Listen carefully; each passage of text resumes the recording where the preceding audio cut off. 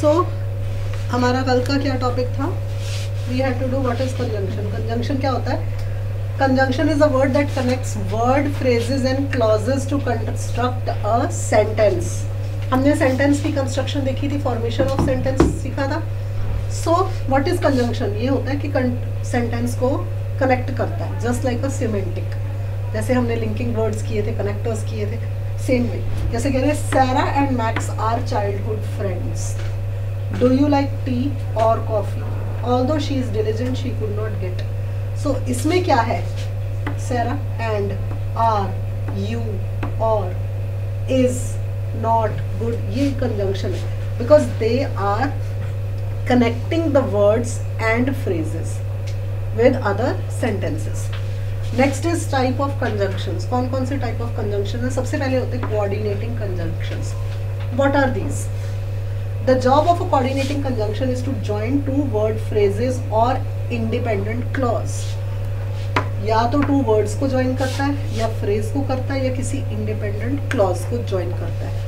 Which are parallel in structure. There are 7 coordinating conjunctions which are, for the most common conjunctions are and, but, for, not, or, you, so, yet.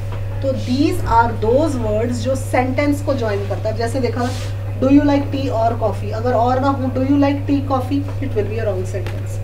So this is that conjunction which joined these words and phrases. समझ आए? Next is correlative conjunctions. What are these? Correlative conjunctions जो आपस में, पहली बात है कि what is correlation? जो आपस में related हो, which are related to each other, that is known as correlation. So correlated conjunctions. A subordinating conjunction joins elements of unparalleled sentence structure. These elements are usually a dependent clause and an independent clause. या तो independent clause होते हैं या independent clause.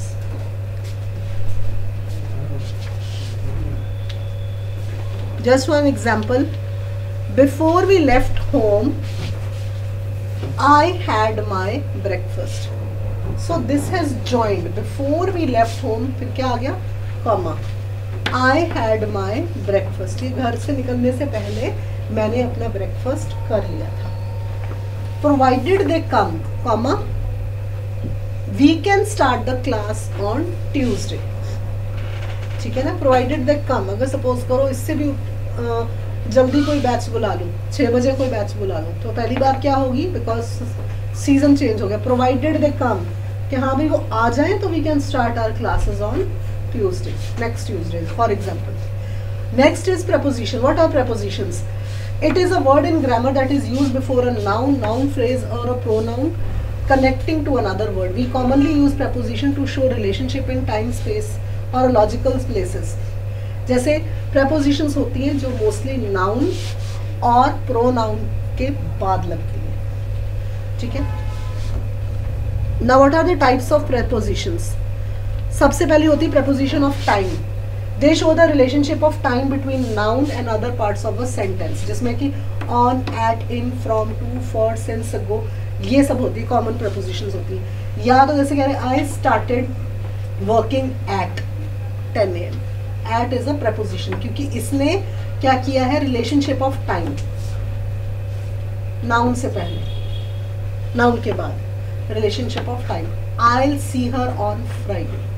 day, day आ गया तो on, तो इसने relationship दिखाया है ऑफ टाइम के कब किस चीज से चीज जुड़ती है.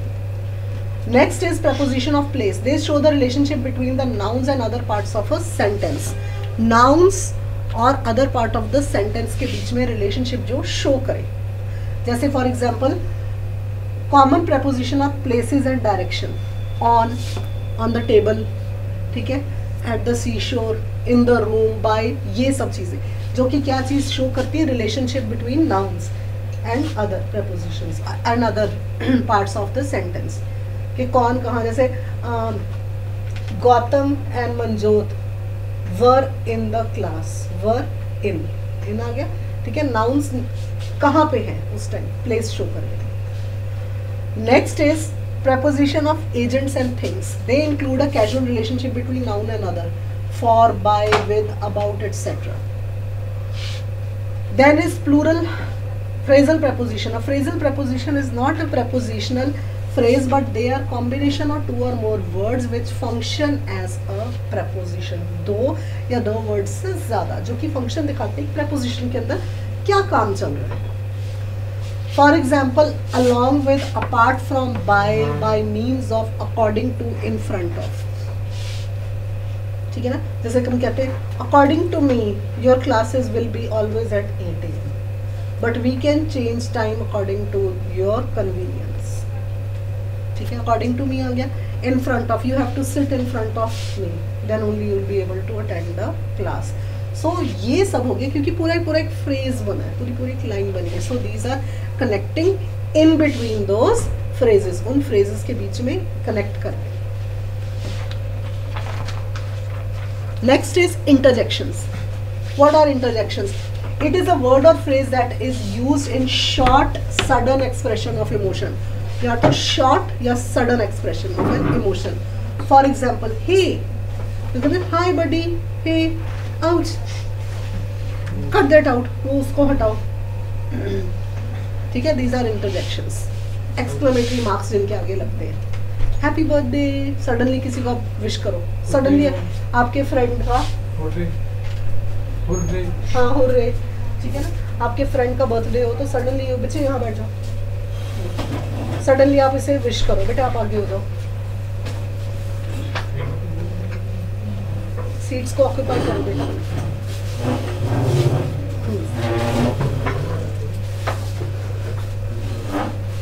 आप इधर हो जाओ.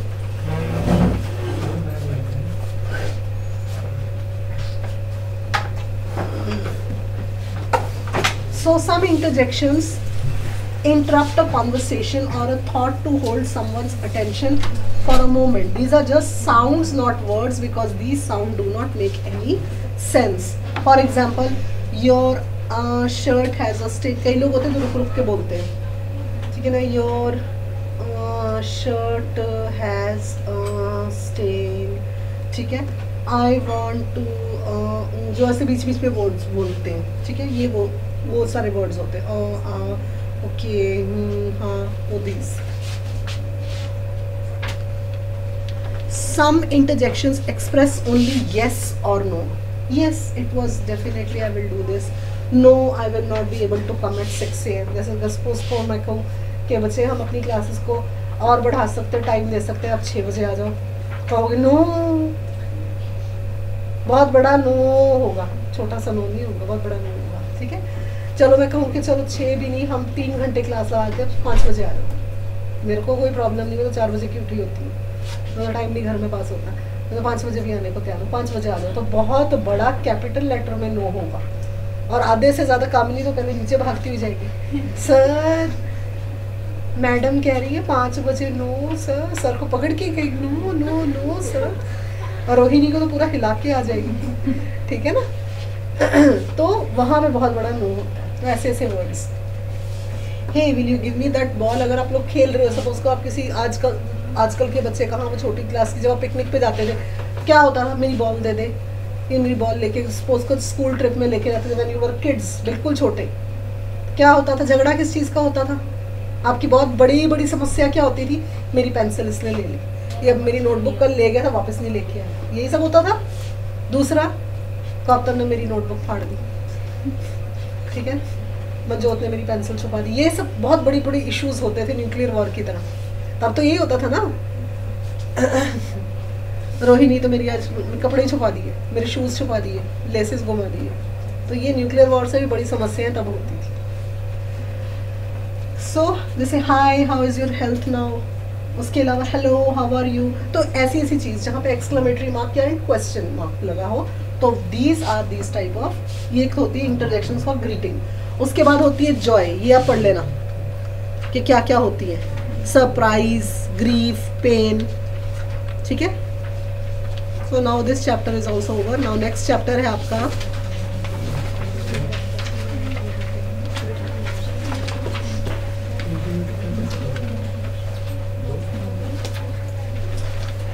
Grammar. What is grammar?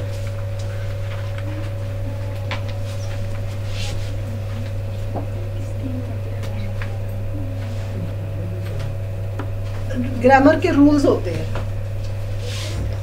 What are the rules? सबसे पहला रूल होता है रिवाइज द रूल्स। रूल्स को बार बार रिवाइज करो, क्योंकि एक बहुत कॉमन फ्रेज है इंग्लिश में, टू अर्न इज ह्यूमन, कि ह्यूमन हमेशा कोई ना कोई एरर कर देता है, कोई मिस्टेक हो सकती है, और ये ह्यूमन नेचर है, हमसे भी गलती होती, आपसे भी गलती होती। तो सबसे पहली एक चीज़ होती है कि ऑलवेज रिवाइज द रूल्स।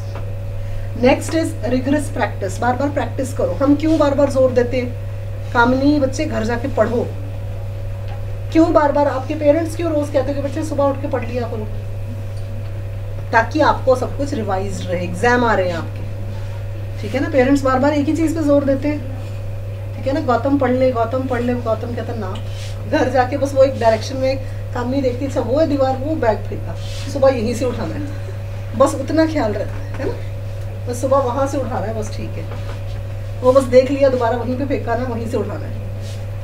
भाई पेरेंट्स कहते रहते हैं, तो क्या कहते हैं आपको, प्रैक्टिस करो, रिमेंबर द एक्सपेक्टेशंस। आप बार बार बार बार चीज़ों को याद करो, एक्सपेक्टेशन रखो, क्वेश्चन चेंज होके भी आ सकता है, ज़रूरी नहीं यही क्वेश्चन आए, ठीक है। Observe the following sentences, I would like to visit there, it is difficult to complete their project, they are invited to the party. इसमें आपको एरर मिला, I would like to visit there, क्या, not a complete sentence, wrong sentence. It is difficult to complete their project, wrong sentence. यहाँ पे THEIR होना चाहिए था, their project. I would like to visit their home, office, shop, कुछ भी होना चाहिए था, complete sentence. They are invited to the, there are invited to the party, गलत है, इसकी जगह होना चाहिए था they. So these are wrong sentences. अगर आपको ग्रामर की पूरी नॉलेज है तो आप गलती पकड़ सकते हो और इसको इम्प्रूव कर सकते हो। Have you got the hang of the errors in the previous statement? The correct answers is I would like to visit there, ठीक है। It is difficult to complete their project, they are invited to the party. क्यों? क्योंकि आप error को हमने correct करना है। In the first sentence there signifies a place which is not here, ठीक है। पहले सेंटेंस में कहा था कि देयर एक प्लेस को बता रहे हैं जो कि नहीं है। The second sentence their refers to possession that belongs to someone, THEIR क्या होता है, पोजेशन होती है, किसी चीज को बिलोंग, ठीक है। इट इज देयर बुक, अगर एक बुक दोनों की कॉमन है मैं कहूँगी it is their book, THEIR, ना कि THERE, क्योंकि THERE क्या होता है, देयर मतलब जाना, मतलब दोनों का सेम है, प्रोनाउंसिएशन सेम है, पर स्पेलिंग डिफरेंट है और मतलब भी डिफरेंट है। देयर THERE, देयर मतलब वहां जाओ, देयर बुक मीन्स ये इन दोनों की कॉमन बुक है। The third sentence they're is used in contracting the form, they are used in the first sentence, there signifies a place which is not here, वही बात जो मैंने आपको बोली, ठीक है। In the second sentence their refers to possession, in the third sentence they are used in contracted form. Now observe these sentences, is this your bag, your responsibility, you're responsible for your result, I'm all your, ये क्या, सारे sentence गलत है, correct क्या है, is this your bag। अब ये क्या था, you plus r, you are, याद है जिन्होंने ग्रामर की है मेरे से, ठीक है। you're responsible for your result, you are, you plus r, you are responsible for your result, I am all yours, ठीक है। तो सेंटेंस की ग्रामर स्ट्रक्चर आपको पता है तो आप उसको करेक्ट कर सकते हो। In the first sentence your indicates possession that something belongs to you, पहले सेंटेंस में ये था कि पोजेशन कोई चीज जो आपको बिलोंग करती है। सेकेंड सेंटेंस में you're is to a contracted form of you are, you plus are, याद है, ठीक है। Third sentence yours is a possessive pronoun, जो चीज आपको पोजेस करते हैं, ठीक है ना। ये तो आपको पता ही है कि हमने जो ग्रामर क्लासेस बच्चों ने जिन्होंने की है, यू प्लस आर तो कॉन्ट्रैक्टेड फॉर्म है यू प्लस आर की। Now more examples, is it not favourite ice cream, you are going, ये सारे एग्जांपल्स आप खुद पढ़ो और देखो, इसका एक्सप्लेनेशंस भी दी हुई है, ठीक है। बहुत सारे एग्जाम्पल्स हैं, this you can see it yourself. I think ये आप कर सकते हो, इसमें आपको ज़रूरत नहीं है। अगर इसमें ना समझ में आए तो पूछ लेना। कई चीज़ों की एग्जांपल्स दी हुई हैं, कई चीज़ों की, और ये सारी की सारी ग्रामर की ही है। आई थिंक ये आप कर लोगे। हम इसके आगे का चैप्टर करते हैं।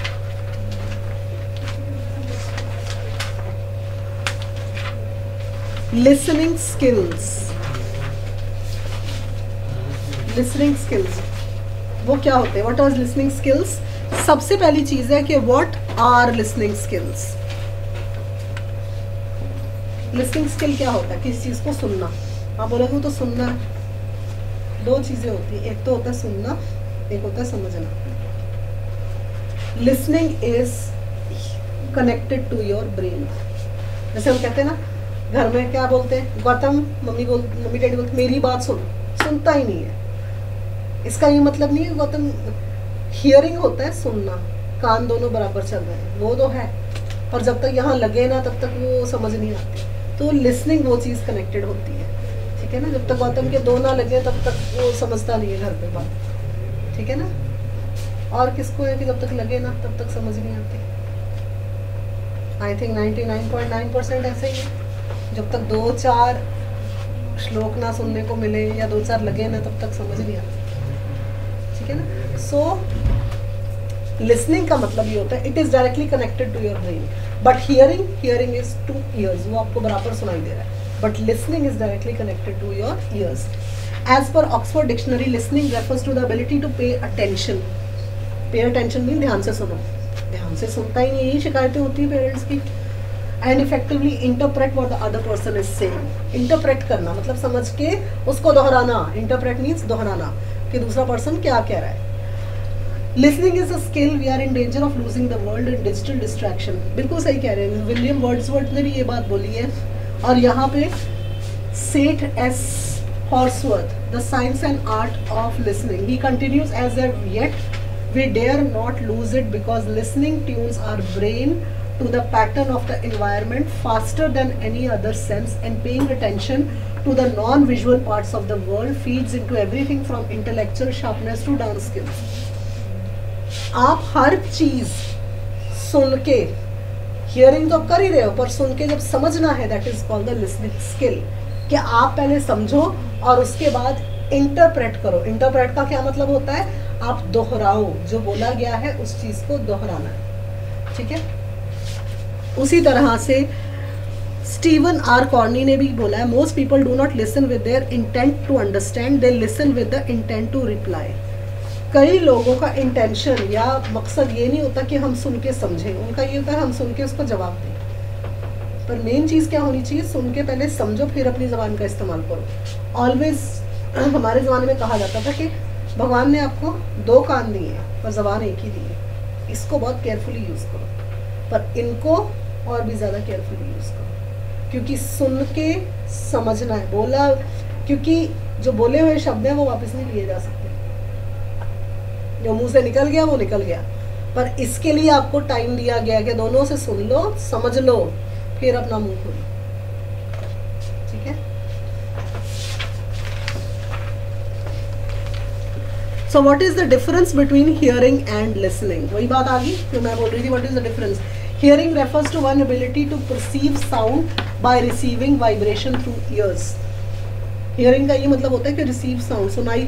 वो तो आप रोज ट्रैफिक में चल रहे हो, हजारों आवाजें सुनाई दे रही है। पर लिसन आप क्या करोगे? जब कोई आप जा रहे हो ट्रैफिक में, अचानक कोई बोले हे गौतम, तब आप वो ध्यान दोगे। क्यों? क्योंकि आपका नाम बोला गया, वो यहाँ से यहाँ गया बात। बाकी तो हॉर्न बज रहे हैं, वो हर एक आवाज़ पर आप ध्यान नहीं जाते, पर स्पेशली अगर कोई आपका नाम ले, आपको बुलाए, तब आपका ध्यान जाएगा, ठीक है। So hearing refers to one ability to perceive sound by receiving vibration through ears, बल्कि listening is something done consciously that involves understanding and analysis of sound you hear. Understanding, समझना और एनालाइज करना जो आवाज़ सुनी है। जैसे कोई नाम लेके बुलाएगा तो उसको समझना, या कोई आपको फ़ोन करता है तो उसकी बात आप सिर्फ सुन नहीं रहे हो, समझ के उसको जवाब दे रहे हो। Hearing is an ability, listening is a skill. वही सब कुछ जो मैंने आपको बताया, हियरिंग तो एबिलिटी है, वो तो दोनों कान मिले हुए सुन रहे हो, और लिसनिंग एक स्किल होती है। It is a primary and conscious nature. ये एक प्राइमरी है, पहले से ही है, और एक कॉन्शियस नेचर है। बल्कि it is secondary and temporary nature. ये सेकेंडरी और टेम्पररी नेचर है लिसन करना, क्योंकि आप वही चीज सुनना पसंद कर, वही चीज सुनते हो जो आपको सुनना पसंद है। It is a psychological act, ये भी साइकोलॉजिकल एक्ट है, ये भी एक साइकोलॉजिकल एक्ट है। हियरिंग और लिसनिंग भी एक साइकोलॉजिकल एक्ट है। It involves the reception of the message through years, क्योंकि आप मैसेज को रिसीव कर रहे हो through your ears. Reception of message का यहाँ पे मतलब क्या है, रिसीव करना। यहाँ पे रिसेप्शन का मतलब है रिसीव करना थ्रू योर ईयर्स, आप अपने कानों से सुन रहे हो। और यहाँ it involves the interpretation of message received by years. It involves the interpretation. Interpretation क्या होता है, समझना। यहाँ से सुना और यहाँ पे समझा। It occurs at a subconscious level. Subconscious level पे ही होता है। आ रहे हो जा रहे हो, ज़्यादा आप अपनी आवाज़ें बंद नहीं कर सकते। जहाँ पे स्पेशली सड़क पे जा रहे हो, आ रहे हो, ट्रैफिक में जा रहे हो, सबकॉन्शियस है। आवाज़ों को बंद नहीं कर सकते, लोगों के हॉर्न बंद नहीं कर सकते, ट्रैफिक की आवाज़ बंद नहीं कर सकते, सबकॉन्शियस है।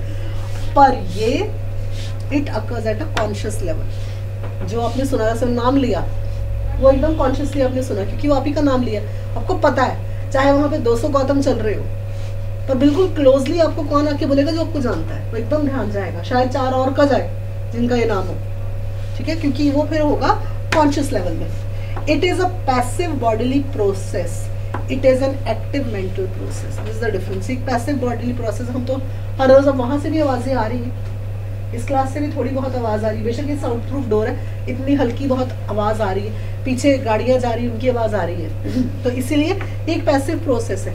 पर क्लास अटेंड हो रही है, it is a active mental process, because अपने सिलेबस को पढ़ रहे हैं।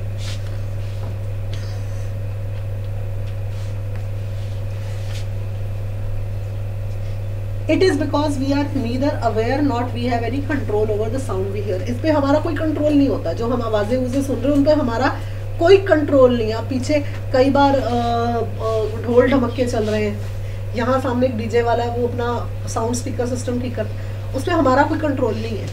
वो हमारे कानों में पड़ती है, वो उसको कानों में पड़ रही है आवाज। बट यहाँ we listen to acquire knowledge and receive information. जैसे क्लास अटेंड कर रहे हो, यहाँ आपको ध्यान से सुनना पड़ता है, because you are acquiring knowledge. आप अपने सिलेबस की नॉलेज एक्वायर कर रहे हो और अंडरस्टैंडिंग, बाकी ताकि आप अपने वर्ड्स में, अपने जो नोट्स बनाते हो अपने वर्ड्स में बना सको फॉर योर एग्जाम, ठीक है। इसमें है कॉन्सेंट्रेशन इज रिक्वायर्ड, यहाँ पे concentration is not required. Now what are the characteristics of listening? सुनने की characteristics क्या है? हाँ जी। Music, listen है कि hearing है? Music, ये जो ढोल ढमक्के हैं वो तो सुनाई दे रहे हैं, hearing कर रहे हो, पर आप listen वो music करते हो जब अपने हेडफोन लगाए होते हैं, वो फील कर रहे हैं तो। हाँ, जो आप अपने आप को फील कर रहे हो, महसूस कर रहे हो। क्योंकि शोर तो ये आधा दिन तो ये अपना डीजे रिपेयर करता रहता है, हर तरह के गाने इसके बजते रहते हैं। 3 बजे के बाद आके सुनो, वो तो हियर कर ही रहे हैं, उस पर कोई कंट्रोल नहीं है। पर अगर आपको वो कोई अच्छा सा गाना लगा दे जो आपको पसंद है, तो वो आप सुनने बैठ जाओ, वो आप लिसन करो। वैसे सारा दिन वो सारे गाना करता रहता है, उस पर कोई इंटरेस्ट नहीं, ठीक है। Now what are the characteristics of listening? Listening is the ability to accurately receive and interpret message in the communication process. Communication process में, कम्युनिकेशन 2 वे प्रोसेस में क्या चीज़ होती है? एक्यूरेटली आपने रिसीव करनी है कि जो आपको इन्फॉर्मेशन दी जा रही है, और फिर उसको बताना है अपने शब्दों में। उसके अलावा it is how we make sense and access to respond what we here.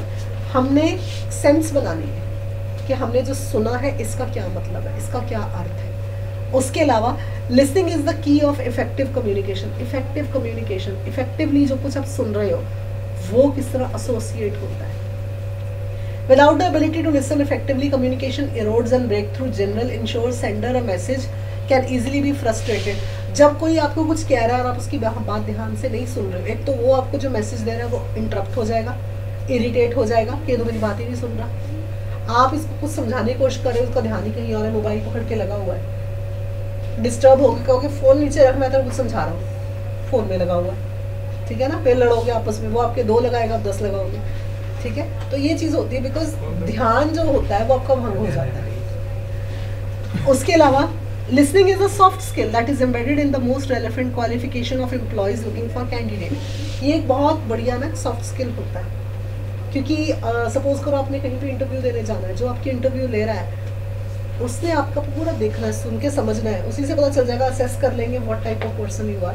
दूसरी चीज़, when that person is telling you, जो आपको एम्प्लॉयर ने आपकी सेट ऑफ ड्यूटीज़ बनानी है, अगर आप ध्यान से नहीं सुनोगे आप काम का क्या करोगे?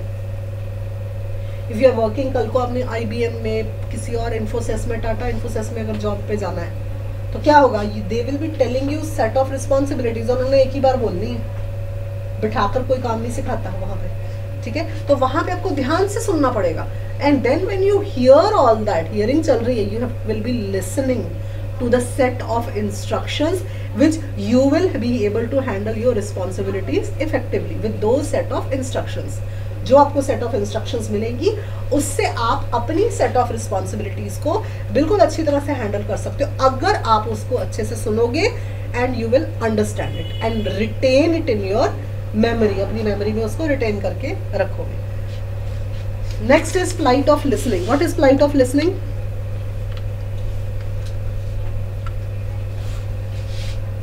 Offices are open design, so every keyboard click, telephone call and post-lunch break make for constant racket.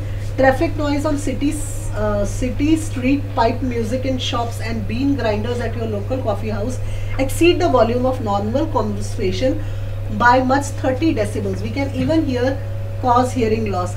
All this when listening is arguably more valuable than speaking. कई बार होता है चिल्लाकर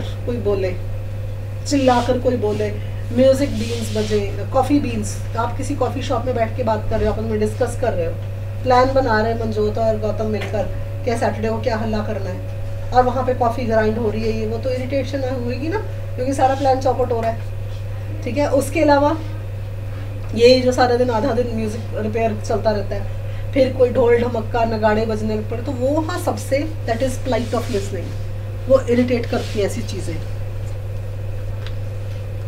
next is what are the principles of listening. A good listening क्या होती है?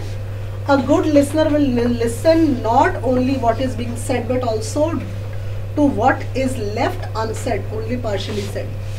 से कई बार हम होते हैं, कहते हो कि जो मैंने कहा है वो तो समझ गए हो, और जो नहीं कहा वो भी समझो, तो उन बातों को समझना।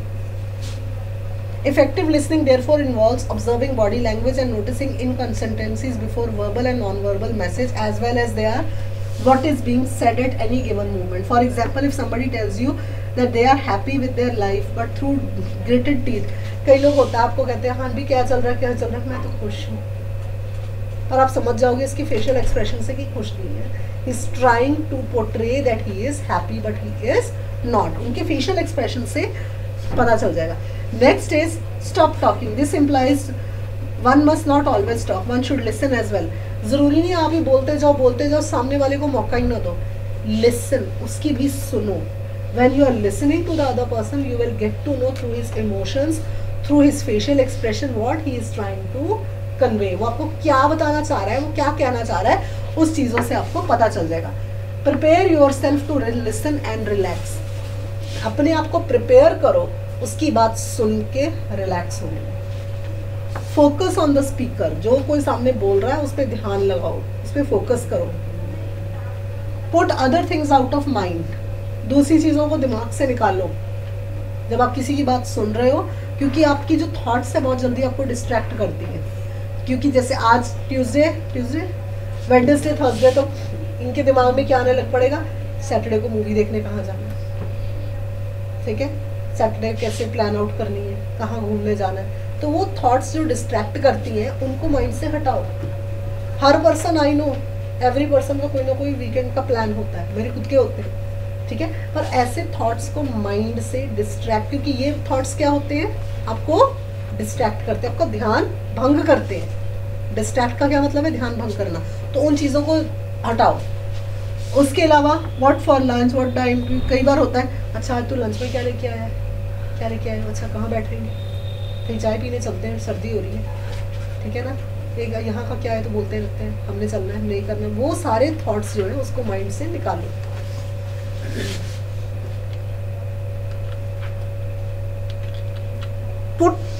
Put the speaker at ease by helping the speaker to feel free to speak. Remember their needs and concerns. Nod and use other gesture or words to encourage them to continue. Maintain eye contact but don't stare. ये मैंने आपको शायद पहले भी बताया था कि जब आपके साथ कोई बोल रहा है आप उनके साथ आई कांटेक्ट बनाओ, कभी भी इधर उधर मत देखो। एक होता है कई लोगों का ध्यान होता है इधर उधर देखना, पैर पे पैर रख के बैठ जाना, ऐसे करके बैठना, वो गलत है, वो बहुत गलत है। अपने ऐसे से कर देना, कई लोग होते हैं अपना पेन क्लिक करते थे, all this are very negative things. ठीक है, उसके साथ आई कांटेक्ट करो, उसका नॉट करो, उसकी बात को सुनो समझो, वरना उस इंसान का भी इंटरेस्ट खत्म हो जाएगा आपसे बात करने में। Remove distractions and focus on what is being said. Distraction remove, सबसे बड़ी डिस्ट्रैक्शन आपका फोन है, उसको रिमूव करो।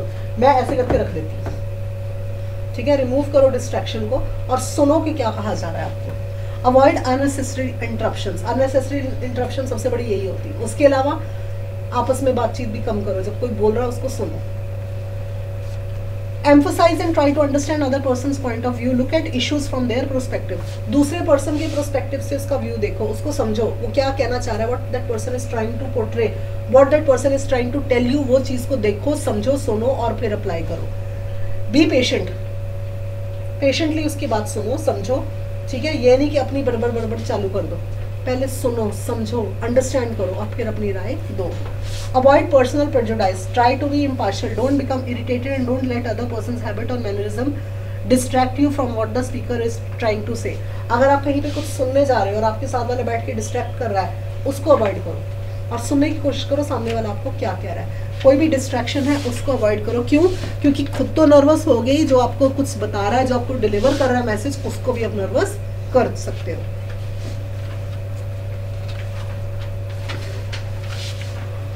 Volume and tone both to what someone is saying. A good speaker will use both volume and tone to their advantage and keep the audience attentive. Everybody will use pitch, tone